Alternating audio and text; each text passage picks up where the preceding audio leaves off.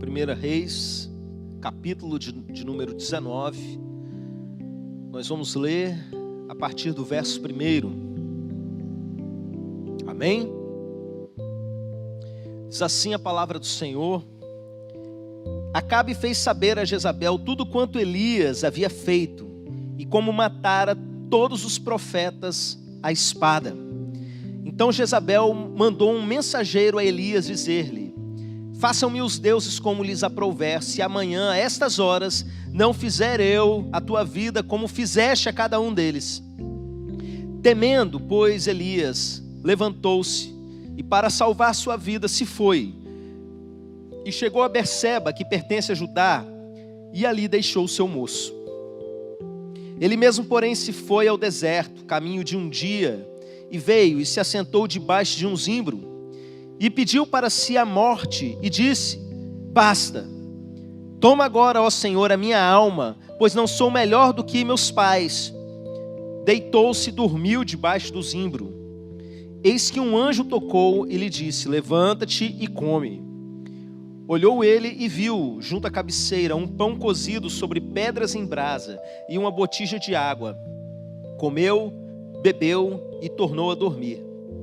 Voltou segunda vez o anjo do Senhor, tocou-o e lhe disse: Levanta-te e come, porque o caminho te será sobremodo longo. Levantou-se, pois, comeu e bebeu, e com a força daquela comida, caminhou 40 dias e 40 noites, até Horebe, o monte do Senhor. Ali entrou numa caverna, onde passou a noite, e eis que lhe veio a palavra do Senhor, e lhe disse: Que fazes aqui, Elias? Ele respondeu: Tenho sido zeloso pelo Senhor, Deus dos exércitos, porque os filhos de Israel deixaram a tua aliança, derribaram os teus altares e mataram os teus profetas à espada, e eu fiquei só, e procuram tirar minha vida. Disse-lhe Deus: Sai e põe-te neste monte perante o Senhor. Eis que passava o Senhor, e um grande vento forte fendia os montes e despedaçava as penhas diante do Senhor. Porém o Senhor não estava no vento. Depois do vento um terremoto, mas o Senhor não estava no terremoto. Depois do terremoto um fogo, mas o Senhor não estava no fogo. E depois do fogo um cicio tranquilo e suave. Ouvindo Elias, envolveu o rosto no seu manto e saindo, pôs-se à entrada da caverna. Eis que lhe veio uma voz e lhe disse: Que fazes aqui, Elias? Ele respondeu: Tenho sido em extremo zeloso pelo Senhor, Deus dos exércitos, porque os filhos de Israel deixaram a tua aliança, derribaram os teus altares e mataram os teus profetas à espada, e eu fiquei só, e procuram tirar minha vida. Disse-lhe o Senhor: Vai, volta ao teu caminho para o deserto de Damasco, e em chegando lá, unge a Azael, rei sobre a Síria. A Jeú, filho de Ninsi, ungirás sobre Israel, e também Eliseu, filho de Safate, de Abel, Meolá, ungirás profeta em teu lugar. Quem escapar à espada de Azael, Jeú matará. Quem escapar à espada de Jeú, Eliseu matará. Também conservei em Israel 7.000, todos os joelhos que não se dobraram a Baal, e toda a boca que não o beijou. Amém? Vamos orar mais uma vez. A oração que nós vamos fazer agora é por mim, na exposição dessa palavra, e por vocês, para que haja entendimento, e para que haja cura sobre cada pessoa que precisa na noite de hoje. Amém?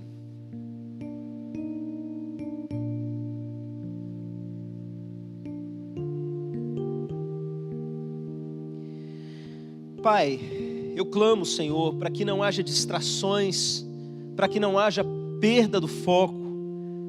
Às vezes a gente aqui na igreja é tão fácil, a mente da gente devagar, mas eu sei que acompanhando o culto à distância é muito mais fácil. E nós pedimos que o Senhor, de forma poderosa, venha agir, para que tudo aquilo que seja derramado do céu sobre essas pessoas, elas consigam crer, ouvir, crer e receber, e desfrutar de tudo aquilo que o Senhor tem para nós. Eu peço pela minha vida, para que a tua palavra flua com naturalidade, com tranquilidade, com poder, meu Pai. Em nome de Jesus. Amém e amém. Irmãos, essa palavra não é só para a pessoa que está enfrentando uma situação de depressão. É para você que quer ser usado por Deus para cuidar de pessoas nesse estado. E é também um preparo para você, porque a vida da gente tem altos e baixos. Você vai enfrentar situações que não são simplesmente tristeza. É possível que alguns de vocês, ao longo da vida, passem do estágio de tristeza para um estado mais complicado. Um estado que a medicina vai dizer que é uma doença, um desequilíbrio em algumas funções cerebrais, químicas do seu cérebro mesmo e das suas emoções. E eu acredito, meus irmãos, que a Bíblia tem muitas palavras que podem nos fortalecer e sim, nos curar em situações como essa. Essa igreja não trata desse assunto só agora, no mês de setembro. Nós tratamos desse assunto em vários momentos no decorrer do ano. Quantos aqui devem se lembrar de alguns meses aí para trás, antes da pandemia, que de repente o Espírito Santo nos deu um comando no meio do culto, para tudo, e faz uma oração, porque aqui nessa noite tem uma porção de gente com vontade de se matar. Lembram desse dia? Veio uma porção de gente à frente, nós oramos por elas. Aqui é um ambiente de cura, e eu sei que pessoas serão curadas nessa noite. E esse texto que nós acabamos de ler é um dos textos bíblicos que mostram uma pessoa passando por uma situação tão difícil, que quando a gente compara aquilo que a medicina fala a respeito desse quadro de depressão, e a gente olha para certas figuras bíblicas, a gente diz, esse cara não estava bem. Não era simplesmente ali que ele estava num dia desanimado. A gente percebe alguns sinais, e a gente pode aprender com a forma que Deus lida com ele, com o tipo de resposta que Deus entrega. Numa primeira leitura é difícil ver, mas eu te digo, Deus curou ele. Vocês vão entender como, eu vou explicar para vocês. Você vai aprender como lidar com pessoas vivendo nessa situação. E você que está vivendo uma situação como essa, eu creio que você vai sair daqui curado nessa noite. Você crê? Tenha fé, creia. Irmãos, o profeta Elias, ele vinha de uma situação extremamente vitoriosa. É um homem que tinha acabado de viver simplesmente a maior vitória da vida dele. Todos aqueles inimigos que o queriam matar, com exceção da líder deles, a rainha Jezabel, uma feiticeira extremamente sanguinária, que estava ali liderando, junto com o rei Acabe e o povo de Israel. Ele tinha tido uma vitória muito grande. Os profetas tinham sido mortos, os profetas de Deus. O povo tinha se voltado contra deuses estranhos e praticado todo tipo de perversidade e derramamento de sangue. E esse homem simplesmente tinha orado, tinha descido o fogo do céu, à vista de todas as pessoas, inclusive do próprio rei. E ele tinha matado todos aqueles profetas malignos que estavam ali dominando o povo. E não só isso. A terra tinha passado 3 anos e meio sem chuva, por causa de uma palavra dele, para vocês verem o quanto o poder de Deus se manifestava nesse homem. E de repente, por conta de uma palavra dele, de oração insistente dele, a chuva voltou a cair sobre a terra. Pensa num homem que deveria estar confiante, pensa num homem que deveria estar saltando de alegria, só que não. Essa feiticeira perversa, essa Jezabel, ela mandou um recado quando ficou sabendo que os sacerdotes de Baal haviam sido mortos. E esse recado era uma ameaça de morte contra o profeta Elias. E esse homem, ao invés de fazer aquelas coisas que ele costumava fazer, ele fugiu para se esconder. Meus irmãos, esse homem, a partir desse momento, ele começa a manifestar um quadro, como eu disse para vocês, que a gente identifica e diagnostica como sendo um quadro depressivo. por que isso aconteceu? Porque de repente alguém que convivesse com ele ia olhar e ia dizer: para de show, deixa de frescura, você é um homem de Deus, para com isso é falta de fé. Ia falar uma porção de coisa com ele, porque esse homem tinha vivido o sobrenatural de Deus. Mas meus irmãos, às vezes a gente perde as nossas forças. Eu fico analisando e pensando como que esse homem não deve ter sofrido pressão nesses 3 anos e meio sem chuva e fome vindo sobre a terra, e ele pensando: todo mundo está botando a culpa em mim, e estava.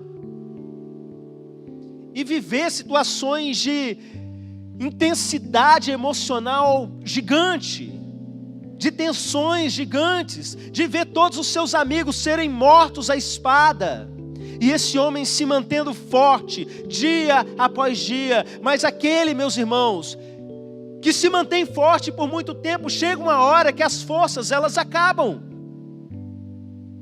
A depressão, vocês vão ver isso no texto, ela vai se caracterizando por um esgotamento não só psicológico, emocional, mas físico também.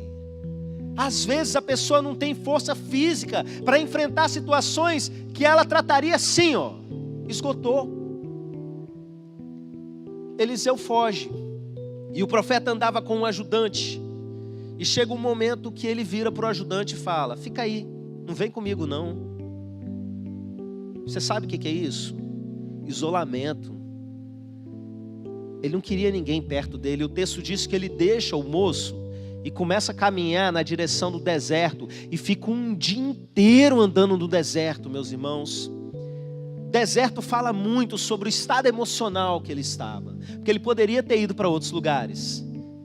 Já que é simplesmente fugir para salvar a vida, eu vou para um lugar bonito, tranquilo, né? Uma cidade com muita gente, ninguém vai me achar.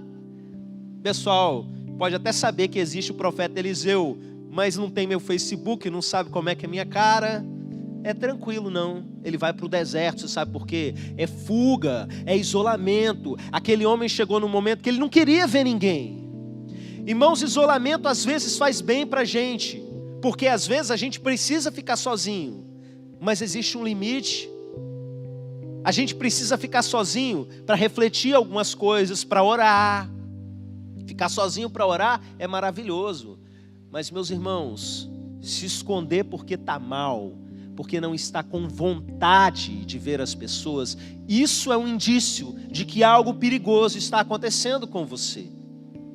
A Bíblia diz que aquele que se isola insurge-se contra a própria sabedoria. Eu já disse isso várias vezes. O próprio fato de se isolar agrava a situação psicológica da pessoa. E às vezes o próprio maligno vai colocando essas ideias, vai jogando essas ideias mundanas na cabeça da pessoa, dizendo: você não pode confiar em ninguém, você tem que se afastar de todo mundo, as pessoas não vão te entender, e é melhor você estar sozinho. E o que a pessoa faz? Toma o rumo do deserto, e até aquele que está mais próximo, ele quer que se afaste. Ele se afasta e vai que vai. Chega um momento que ele vê um zimbro, uma árvore pequena, um arbusto. Ele senta ali debaixo e ele fala algo que é outro sinal perigoso. Ele vira para Deus e fala assim, ele pede para morrer. E a expressão que ele usa para pedir para morrer: pode levar minha alma, porque eu não sou melhor do que os meus pais. A gente percebe que os pais dele já tinham morrido, existe alguma coisa aí, mas ele pede para morrer. Irmãos, isso é uma das formas da gente reconhecer uma pessoa que está num quadro depressivo. Não significa necessariamente que essa pessoa quer se matar. É normal, um momento ou outro da vida da gente, a gente parar e pensar: e se eu morresse? É normal. Passarinho vem, pousa na cabeça da gente, a gente toca. Não é assim que eu ensino aqui na igreja. Mas, meus irmãos, quando a pessoa começa a ter pensamentos de morte recorrente, e começa de repente a desejar a morte, como foi o caso do profeta Elias, a gente tem que ficar esperto com essa pessoa. Eu preguei aqui há uns 2, 3 anos para trás sobre um outro personagem bíblico que estava fazendo exatamente a mesma coisa, pedindo para morrer, querendo dormir o tempo todo, que era Jonas. Às vezes o crente ele não vai se permitir pensar em suicídio, mas ele começa a fazer como Elias faz, começa a pedir para morrer. O problema é que quando a pessoa aceita que morrer é uma possibilidade boa para ela, não no sentido de desfrutar da glória de Deus, mas no sentido de se livrar de uma situação, da morte como fuga dos problemas. Daqui para pensar em suicídio é assim, ó. Normalmente é um degrau para a pessoa começar a pensar em suicídio, até chegar um ponto desse pensamento ficar recorrente, até o passarinho, ao invés de simplesmente pousar, ele voltar e fazer o ninho na cabeça da pessoa. Pensamento recorrente de morte, daqui a pouco começa a fazer o quê? A planejar o suicídio. Fique atento se você está caminhando nessa direção. Eliseu deita debaixo daquele zimbro e ele dorme. Outra coisa boa para se fazer. Dormir é algo bom. E eu te digo, dormir faz parte da cura. Às vezes a pessoa que está em depressão, a mente dela já está tão desgastada, que quando chega lá para um psiquiatra, para um psicólogo, psiquiatra, né, que vai receitar remédio, o psiquiatra vai lá e dá um remédio para a pessoa dormir. Eu sou a favor. Porque às vezes, regular o sono da pessoa vai organizar o pensamento, vai fazer com que a pessoa fique boa de novo. O problema mora em a pessoa se tornar dependente disso. Ela não buscar a restauração da sua mente, a resolver o problema e ficar simplesmente naquela de deixa eu tomar isso aqui, porque enquanto eu estou dormindo eu não estou sofrendo. E a depressão ela faz isso, ela desregula o sono da pessoa. Ou para mais ou para menos. Tem gente que entra em depressão e não consegue mais dormir. Mas tem gente que quer dormir além da conta. Não tem alegria de sair da cama. Não tem vontade de encarar a vida. Então uma forma de fugir é ficar ali. E fisiologicamente mesmo, parece que o corpo está muito mais pesado. Eu disse para vocês que afeta as nossas forças físicas. A pessoa não consegue mais ter força para sair. Enquanto ele está ali dormindo, Deus manda um anjo. O anjo cutuca ele, levanta rapaz, come, bebe. E ele acorda assim. Acho que para Elias devia ser normal, né? Pô, um anjo cutucando. Se um anjo cutuca assim, mostra comida, tá doido. Aonde que eu ia voltar a dormir depois? Mas não sei, de repente era até o próprio quadro dele, né? Ele olha assim, tinha um pãozinho ali assado na pedra, delícia, água, isso é terapia de Deus. Deixou ele dormir um pouco, agora dá um alimento saudável para ele. E eu acredito que não era um pão normal. A gente vê no texto que com a força desse alimento, o texto usa essa expressão, ele caminha ainda, acho que 2 dias, né? 2 dias direto e 2 noites direto. Me corrija aí se eu errei no texto. Mas ele caminha, não é 2 dias não, perdão, são 40 dias. É sobrenatural o negócio, sabia que tinha alguma coisa errada aqui. 40 dias e 40 noites, com a força daquele alimento, não era uma coisa normal. Deus estava dando um suplemento. Estava tratando ele com um medicamento ali, naquele pão, naquela água. Ele levanta, ele come o pão, ele bebe a água. E o que ele faz? Ele dorme de novo. Se isolou, pediu a morte e não quer levantar. O que Deus faz com ele? Vai o anjo e acorda. Levanta. Antes ele tinha dito, né? Você vai precisar comer, você vai precisar de força para aquilo que você tem pela frente. E assim Elias levanta e vai. E toma o caminho na direção do Monte Horebe. E chegando no Monte Horebe, ele encontra uma caverna. Se ele já estava chegado num deserto, encontrou uma caverna que é coisa mais simbólica do que caverna. Para quem quer se esconder, para quem não quer ver ninguém. Caverna é um lugar de escuridão. Caverna é o lugar que ninguém vai te ver ali.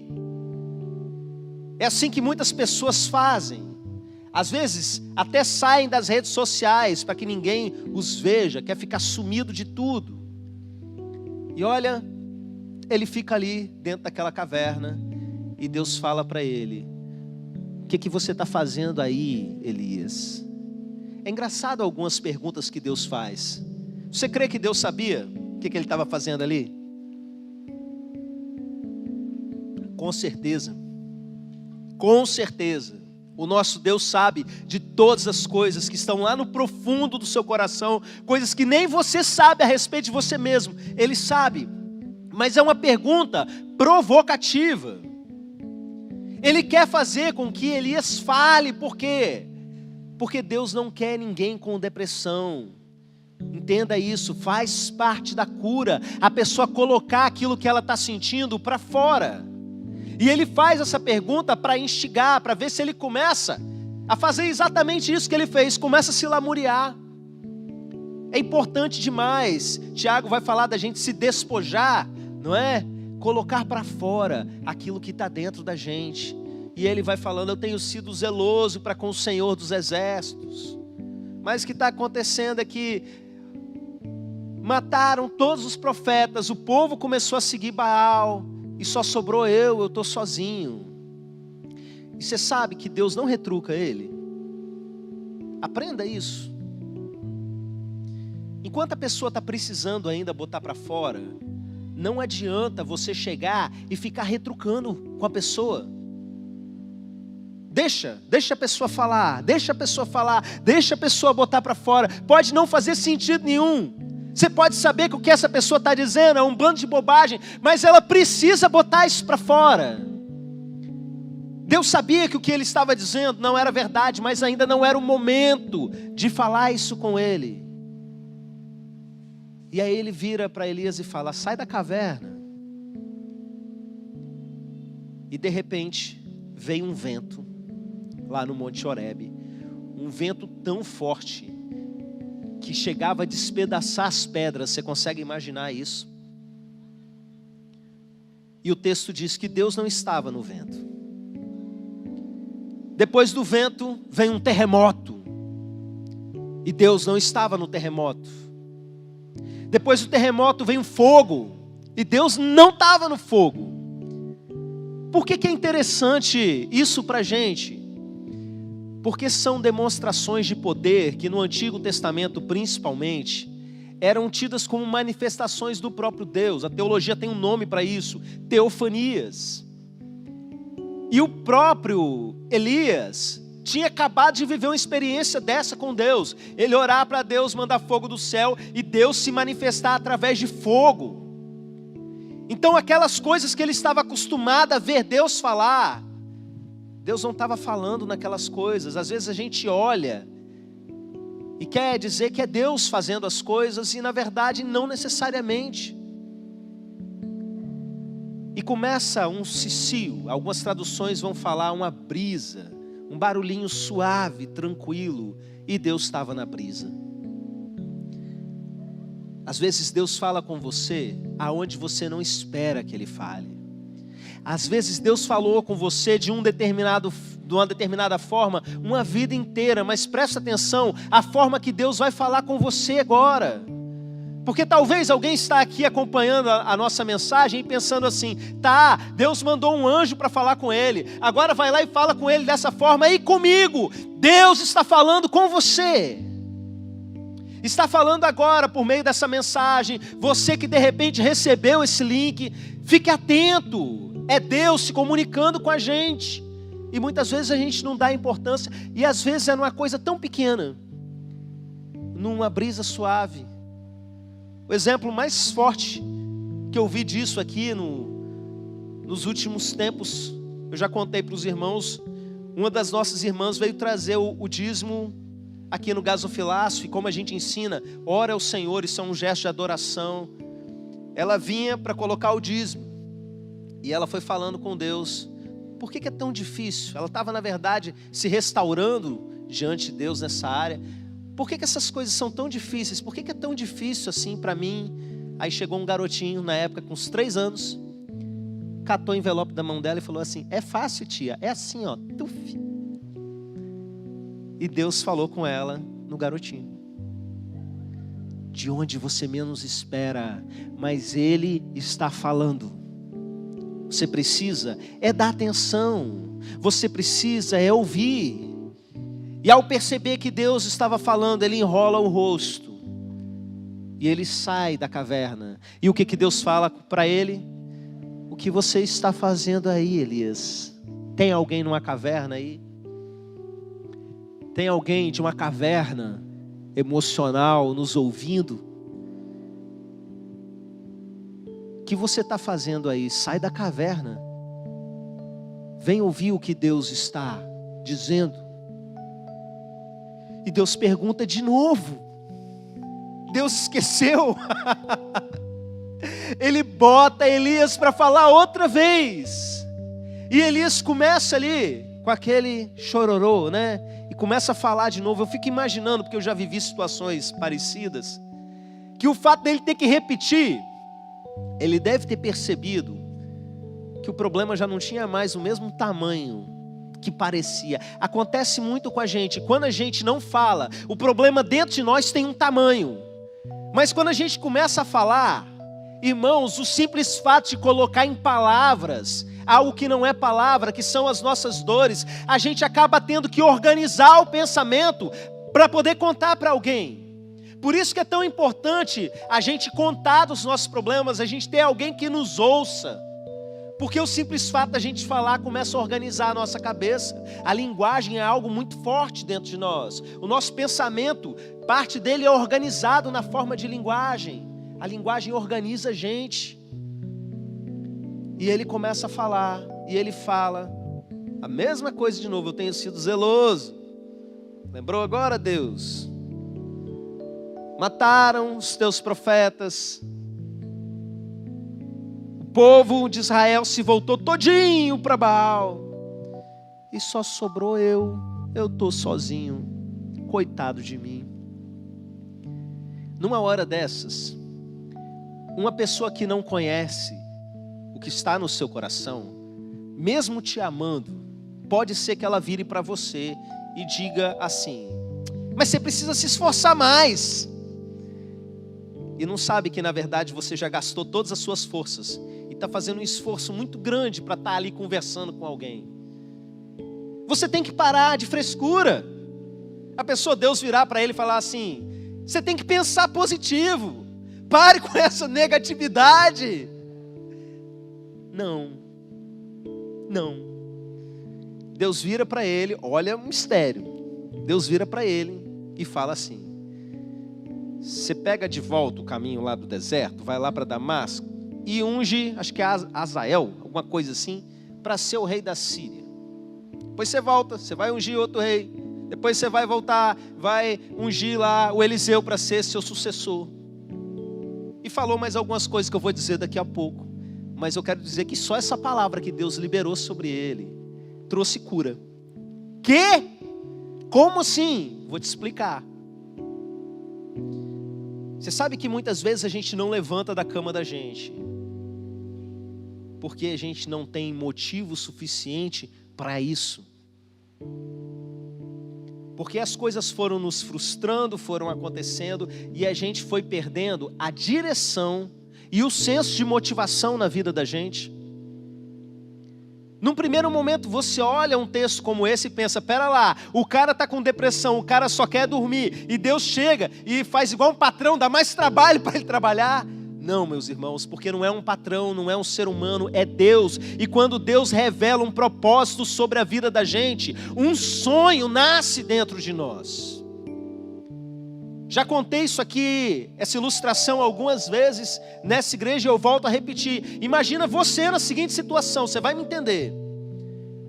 Você acorda no meio do oceano, abraçado a um pedaço de prancha, e você olha para um lado, olha para o outro, todas as direções você só vê água.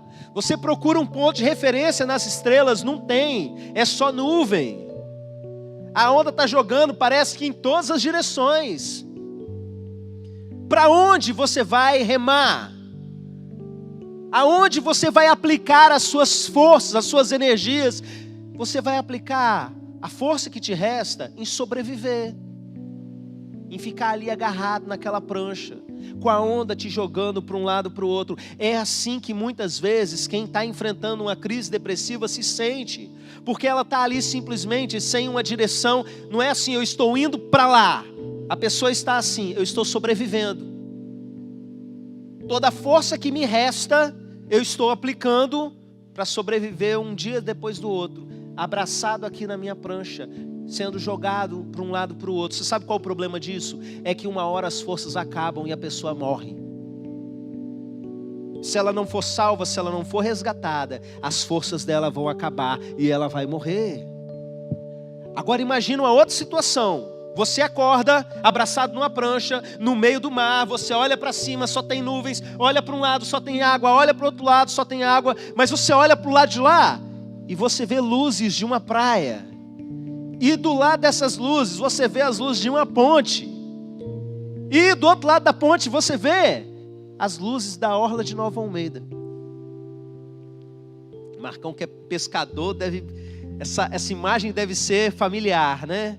Quem nos acompanha à distância, a nossa igreja é de praia. Quando quiser vir aqui nos visitar, seja bem-vindo. Olhou para um lado, olhou para o outro. Não tem direção, mas quando você olha, você percebe que existe um lugar para você ir. O que que você faz? Você tira força de onde você não tem e vai. E gasta todas as suas energias para remar, para chegar lá. Você pode chegar sem ar, sem força na areia, mas você vai dar o seu melhor para chegar. Você não fica parado, esperando as forças acabarem, porque você tem uma direção, você tem um senso de propósito. Eu me lembro uma situação na minha vida, quando eu era solteiro, bem jovem ainda. Eu, em casa, meus irmãos já na faculdade, trabalhando, e eu me vi numa situação dessa, em distúrbio do sono. O meu não era de dormir o tempo todo, era de não dormir. Minha mãe chegava de manhã para acordar os meus irmãos, e eu estava ainda acordado, deitado na cama, olhando para o teto. E eu percebi assim, os meus pensamentos começarem a se desorganizar. Com todos os sintomas. Você sabe como que Deus me curou? Ele me deu propósito. Deus me deu direção. Você sabe quando que meu pensamento voltou a se organizar? Quando eu fui para a faculdade que Ele tinha me mostrado, e eu comecei a conviver com gente e me relacionar de novo com pessoas. E Deus foi usando as coisas do dia a dia para ir falando comigo e cada vez mostrando mais. Ei, eu tenho um propósito para você, eu tenho uma direção para você, é para aqui que você vai. É por isso que Satanás trabalha para matar os sonhos dentro da vida das pessoas. Você que não assistiu aí a pregação da segunda-feira, vai lá no meu canal no YouTube, está lá, Depressão, Suicídio e Batalha Espiritual, você vai entender um pouco mais disso que eu estou falando para vocês, de como que o reino das trevas, ele conspira para paralisar você, para que você nunca seja aquilo que Deus sonhou que você fosse. Porque se você for tudo aquilo que Deus sonhou, se você seguir a direção que Deus te der, você sabe o que vai acontecer? Você vai ser um terror para o reino das trevas, você vai ser um perigo para o reino das trevas, você vai começar a trazer coisas boas para esse mundo. Por isso o reino das trevas se mobiliza, conspira para parar você. Uma pessoa paralisada pela depressão não vive os sonhos de Deus enquanto não resolver. Uma pessoa interrompida pelo suicídio é vitória para o reino das trevas. Por isso, se os sonhos de Deus sumiram na sua vida, a gente vai orar para que essa noite você volte a sonhar. Não tem a ver com projetos nossos humanos que você pode se dar o luxo de se frustrar. Tem a ver com o chamado de Deus, porque quando brota de Deus, não é um serviço que um patrão manda, é algo que queima dentro do nosso coração e nos impulsiona. Chamado de Deus. Quando eu falo a respeito de chamado, as pessoas às vezes pensam que é igual a revelação de algumas igrejas, né? O pessoal vai lá para orar, eis que te digo, varão, tu serás profeta, tu serás missionário. Ninguém fala, tu serás trocador de ônibus. Eis que vejo um esmalte em tuas mãos, tu serás manicure. Irmãos, eu não estou falando de coisas religiosas, estou falando de vida. E a identidade que você tem em Cristo, você vai seguir em qualquer caminho que Deus te der. Se for para ser presidente de uma grande empresa, você vai seguir feliz e vai fazer um grande trabalho. Mas se for para ser um funcionário, pouco reconhecido muitas vezes, mas vivendo o centro da vontade de Deus, carregando a essência do Evangelho no seu dia a dia, você vai ser luz ali e vai fazer um impacto maior do que o patrão. E vai trazer coisas boas para o mundo, porque você está vivendo exatamente aquilo que Deus te chamou para ser. Propósito, sonhos de Deus. O nosso Deus é um Deus que planeja. E olha o que Deus continua dizendo. Vou voltar ali no texto. Quem escapar a espada de Azael, Jeú matará. Quem escapar a espada de Jeú, Eliseu matará. Deus está mostrando para ele assim, está tudo sob controle. Quem acha que está tudo perdido é você. Ele chega e mostra, daqui para frente, eu continuo agindo. Da mesma forma que eu agi até agora, da mesma forma que eu fiz parar de chover e voltar a chover porque você orou, da mesma forma que eu fiz descer fogo do céu porque você orou, eu continuo agindo no mundo. Tira essa mentira do seu coração. Um dos sintomas da depressão, meus irmãos, é a desesperança.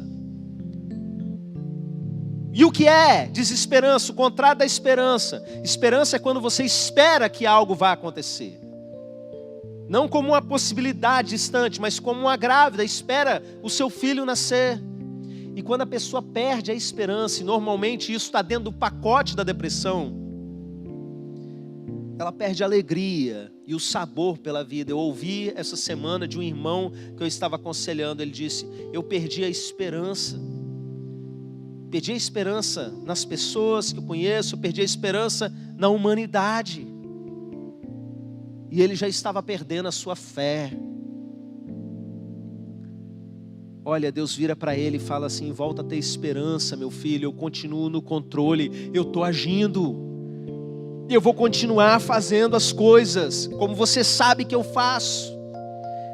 E aí ele disse assim, também conservei em Israel 7.000. Todos os joelhos que não se dobraram a Baal, e toda a boca que não o beijou. Você sabe o que Deus está dizendo? Não é verdade que você está sozinho. Você não está sozinho. A depressão às vezes faz com que a gente pense que a gente está sozinho no mundo, que não pode contar com ninguém. E Satanás aproveita para colocar um monte de mentira no nosso coração, de que você está sozinho nesse mundo. Eu quero dizer para você que está nos ouvindo, você não está sozinho, isso é uma mentira. Eu preciso te confrontar. Deus espera Elias botar tudo para fora. Depois que ele botou tudo para fora, ele chega e fala, olha, na verdade é assim, você não está sozinho não. E olha, não é 1, 2 ou 3, não. Se ele chegasse e falasse, eu tenho 10 aqui para ser família para você. Mas não, ele fala, eu conservei em Israel 7.000.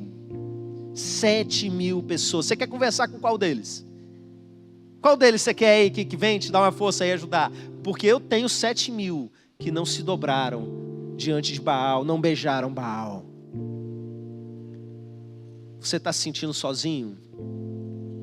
Eu falei para uma irmã, estava visitando uma irmã, vivendo uma determinada situação há uns dias para trás. Eu falei assim, olha, presta atenção, você tem uma família grande. Você tem uma família muito grande, você só não se deu conta disso ainda. Eu digo para você que é daqui da nossa região, esse povo aqui é família. Essa igreja aqui é família. Às vezes durante a pandemia eu ligava para um irmão, para outro, para saber como estava, né? Principalmente os mais idosos, que a gente tinha mais dificuldade, aqueles que estavam ali no culto online, a gente sabia, mas algumas pessoas, e falava assim, ai pastor, que alegria você está ligando, irmão fulano já passou aqui agora há pouco. Essa igreja aqui é uma família. A gente é ombro uns dos outros. Vocês já viram como é que é a nossa marca? Né? A nova marca continua dessa mesma forma, um coladinho no ombro do outro. Você sabe por quê? para um dar apoio, para dar sustento para o outro. Mas para a gente chegar até você, sai da caverna.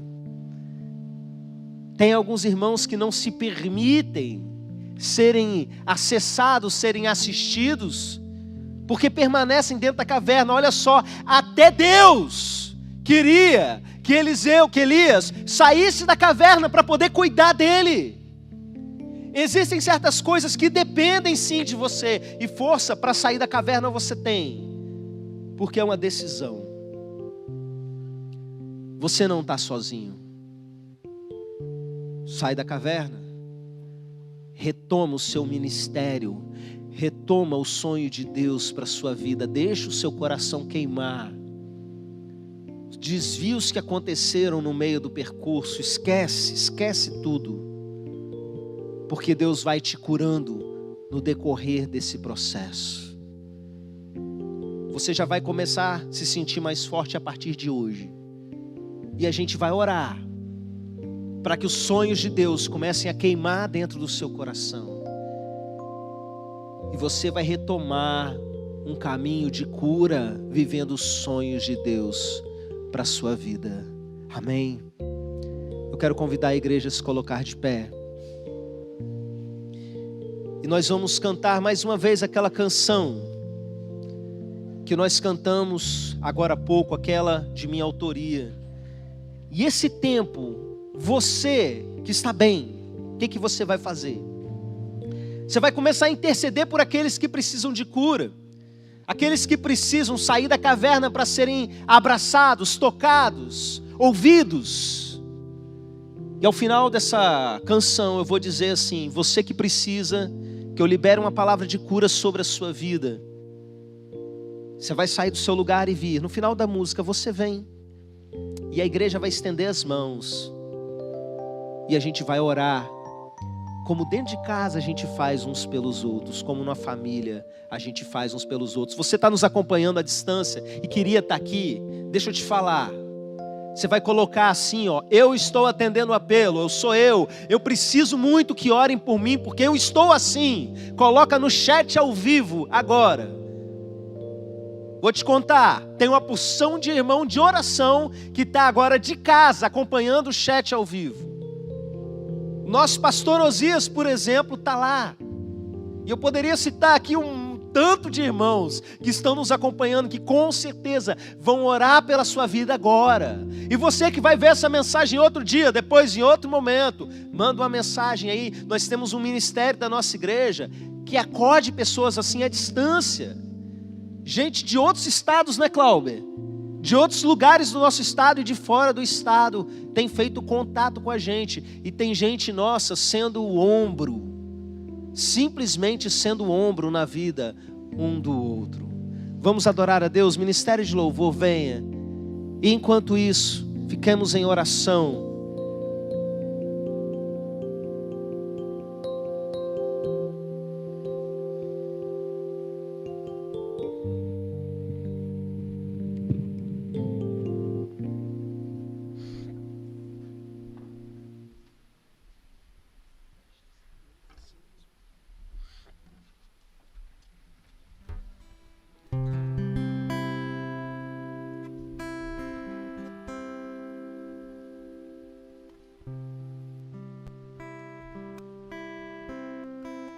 Espírito Santo de Deus, vai sondando os corações nesse momento. Vai trazendo coragem, vai trazendo a força que a gente precisa para sair da caverna, para retomar o caminho de deserto que a gente fez. Vem, Espírito Santo de Deus, vem tocando nos corações e vai falando na brisa suave.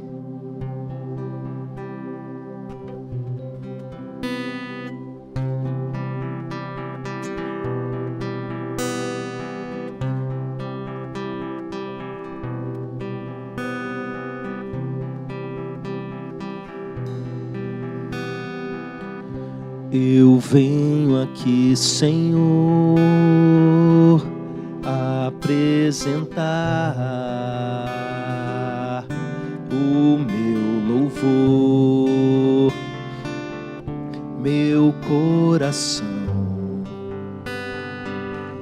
Mas quero dizer que às vezes a vida dói e é tão difícil de entender.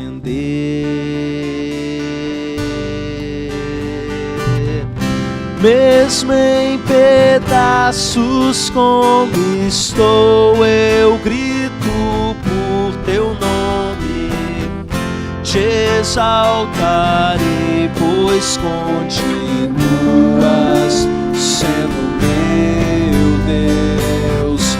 A tempestade não pode impedir o meu clamor de ser diante de ti. Eu sinto teu amor, eu vejo teu cuidar. És o Senhor dos tempos bons, dos dias maus também. Mas quero dizer que às vezes a vida dói. Enquanto eu oro, vem aqui me abraçar, meu Deus.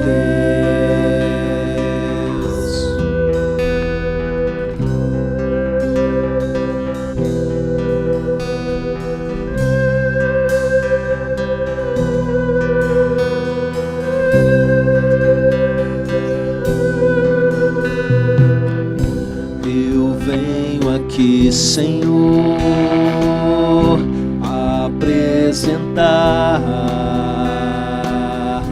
o meu louvor, meu coração. Mas quero dizer que às vezes a vida dói e é tão difícil de entender.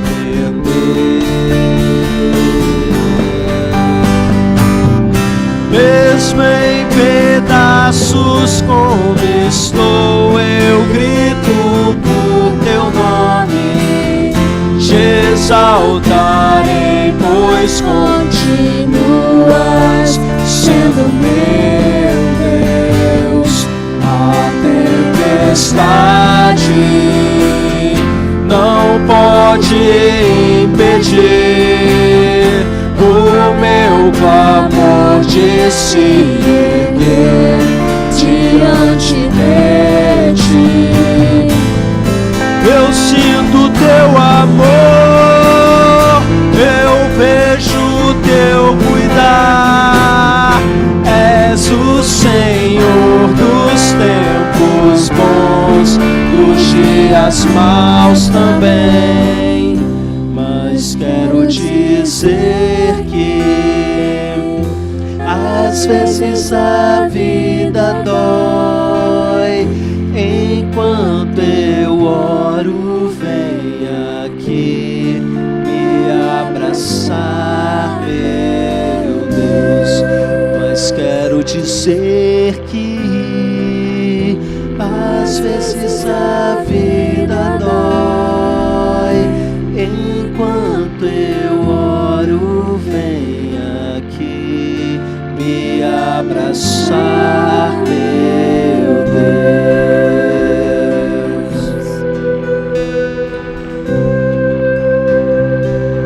Tem alguém aqui com pensamentos recorrentes de morte? Sai do seu lugar, vem pra cá, deixa a gente orar por você. Sai da caverna. Tem alguém aí com um quadro de depressão? Sai da caverna, não fica com vergonha não. Vem pra cá.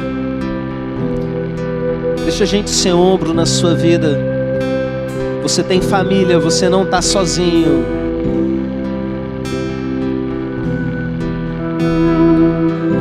Aproveita essa oportunidade.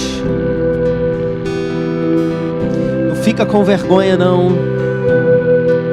Você está assim, pastor, estou na dúvida se eu estou com depressão.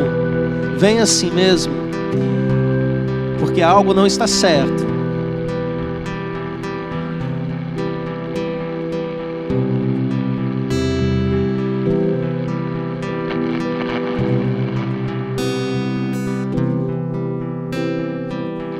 Cláudio, assume o violão aqui.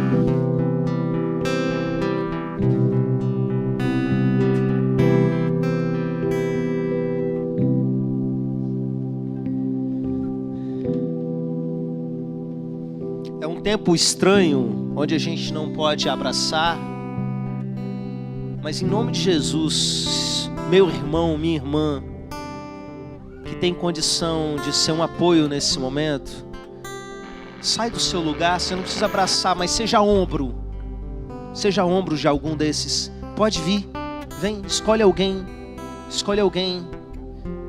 e seja ombro nesse momento, porque a igreja de Jesus é o corpo dele aqui na terra. Quando alguém tocar você, meu irmão, é Jesus que está botando a mão em você. Deus está aqui na brisa suave. E você saiu da caverna, e Ele tem uma palavra para desconstruir a sua desesperança, para desconstruir essa mentira de que você está só. Ele te diz que você não está só e que Ele continua no controle, e que a história ela vai seguir, a história não parou.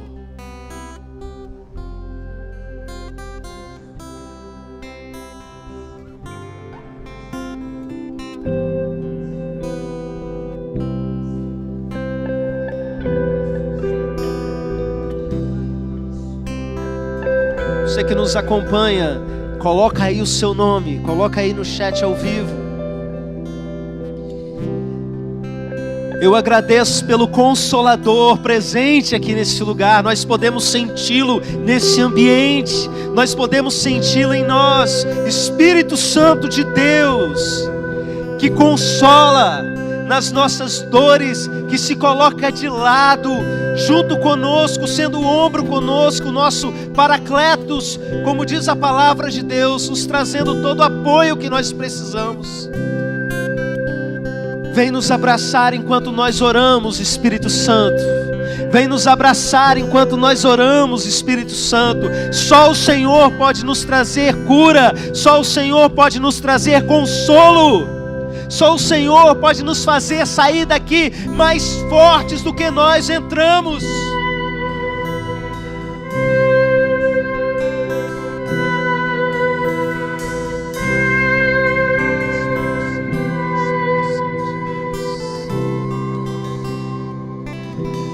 Em nome de Jesus, eu peço, Pai, que o Senhor toque agora na mente dessas pessoas, aonde há um loop de pensamento de morte, aonde foi plantada uma semente de pensamento de suicídio, que o Senhor toque aí nesse ponto e arranque isso nesse momento. Aonde existe uma semente plantada de que morrer seria melhor, em nome de Jesus, seja arrancado agora. E a tua esperança seja derramada, a tua esperança seja derramada, em nome de Jesus. Eu ministro agora sobre os distúrbios do sono, sobre aqueles que têm vivido problemas sérios, ou com dificuldade para dormir, ou sem vontade de sair da cama, em nome de Jesus, que a partir de agora, dessa oração, onde a igreja concorda em oração, seja liberada uma cura nesse momento, e que nessa noite, essas pessoas já comecem a desfrutar dessa cura, em nome de Jesus.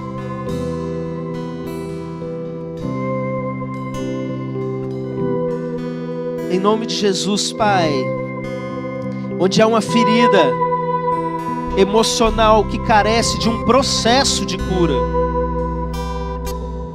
eu quero declarar o início desse processo agora, nesse culto. Que comece algo agora, que o Senhor dê a força para que eles saiam de todas as cavernas emocionais que eles se colocaram ao longo da vida. Que eles retomem o projeto do Senhor. Em nome de Jesus, Pai, que a partir de agora os teus sonhos comecem a renascer em cada coração. Os projetos que um dia o Senhor colocou, sejam eles relacionados à vida de uma maneira geral, seja de um ministério específico no teu reino, em nome de Jesus, que comece a renascer propósito, destino em cada coração, em cada vida, que os sonhos de Deus comecem a brotar em cada coração, que ainda no dia de hoje, essas pessoas se percebam sonhando novamente na tua presença, sonhos vindos do teu coração, meu Pai, em nome de Jesus.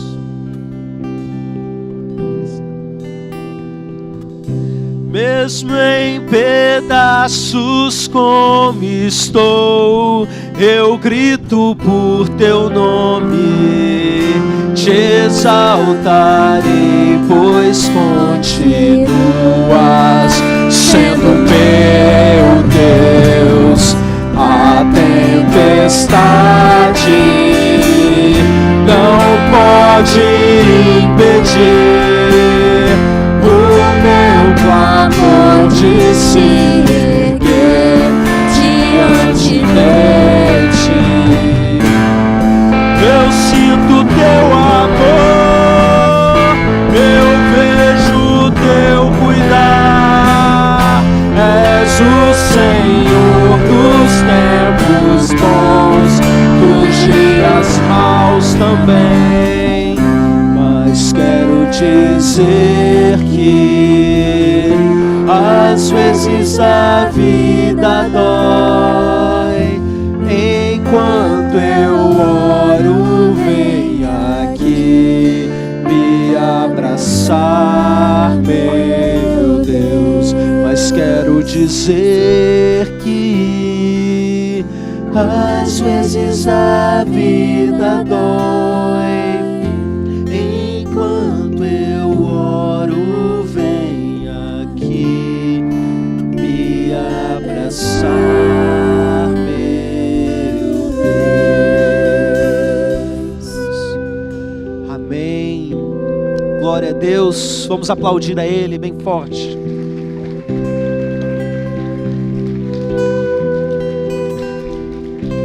A igreja pode se assentar.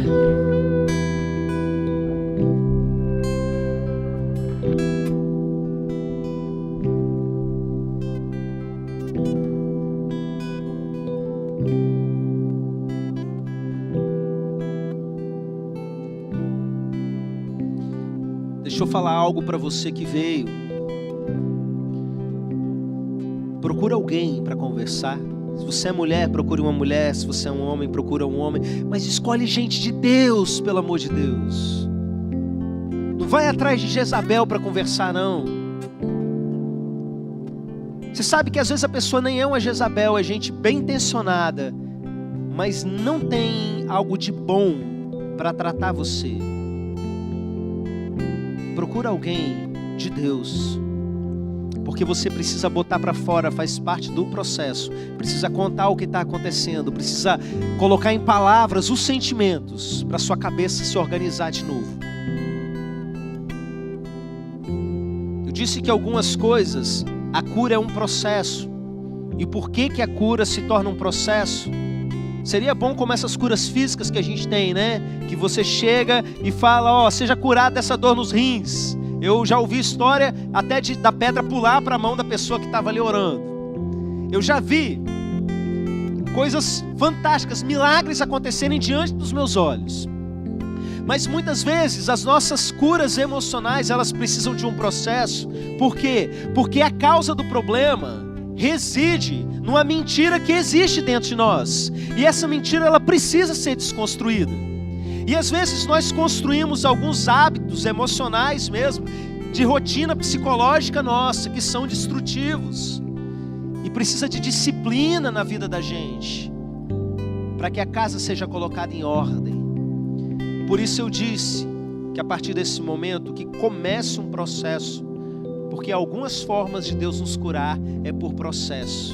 Alguns aqui já estão em processo, mas eu acredito que há uma unção específica para isso sendo derramada sobre nós nesse culto. Vai ser acelerado, você crê? Você vai passar dessa para a glória de Deus. Amém?